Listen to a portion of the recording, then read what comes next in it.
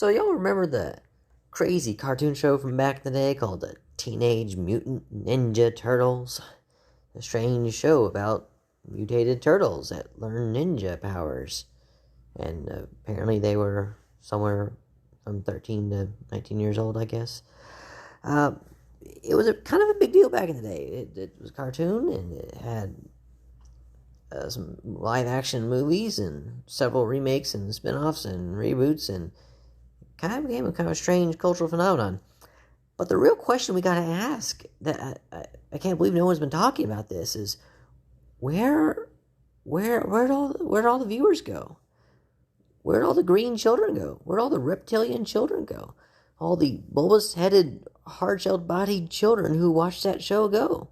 I mean, there had been like hundreds and thousands of them throughout the nation. Because who else would have been watching it? Certainly, human-fleshed, mammalian, normal kids couldn't have been watching that show. Because they don't look like people. They look like green turtles. So how on earth could anyone be watching that show and enjoying it if they can't see themselves in the characters? This is a mystery we've got to solve. Okay, obvious sarcasm aside, no one watching the Ninja Turtles watched it because they look like turtles. I've seen costumes for Ninja Turtles selling every Halloween because kids liked being Ninja Turtles. Not because the Ninja Turtles already looked like them, but because the Ninja Turtles are fucking hilarious. I mean, they're turtles and they're ninjas. What the hell? That makes no sense, but it's freaking fun. And what's more than that, though, they all had personality.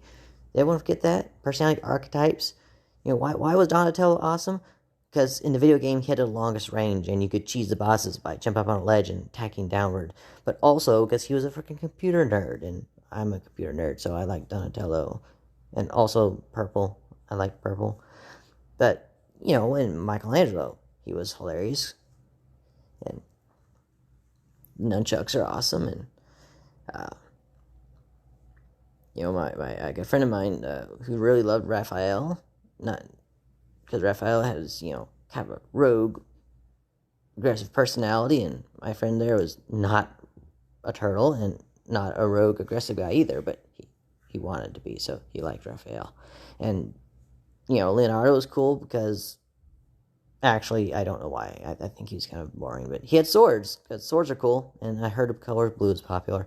The point is, they were characters, they had personalities, and the show was fun and imaginative, and that's why people liked it. And ain't no one in the world, except for maybe some people suffering from some strange, rare diseases, would see themselves in a physical sense when they looked at the turtles. Because they're turtles, and humans aren't turtles. But they were still fun, and they were cool, and that's why we liked the show. And, someone needs to tell the Rings of Power cast that if you can't empathize with somebody who doesn't look just like you should go find yourself a fucking mirror to look in. Anyway, so, to the point. Proof that the Rings of Power cast and the entire marketing scheme for Rings of Power is totally bogus. It's called Teenage Mutant Ninja Turtles. And pizza. Yeah, the turtles like eating pizza. That doesn't make sense. Turtles don't actually eat pizza. But people do. Thus, they were relatable. Funny how that works. I mean, just imagine that.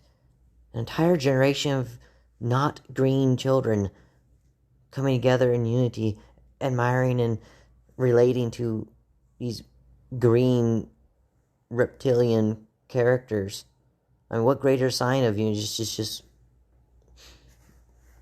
love and unity can you have in that? People, crossing boundaries of not just race but species, and still finding something relatable, something to connect with and appreciate. And look how we've evolved. Where now we're like, well, if they're not just like me, then fuck them, right? So, yeah. Welcome to the new blatantly bigoted future as pioneered by progressive wokeists infiltrating our pop culture. Thanks, guys. You made the world a better place.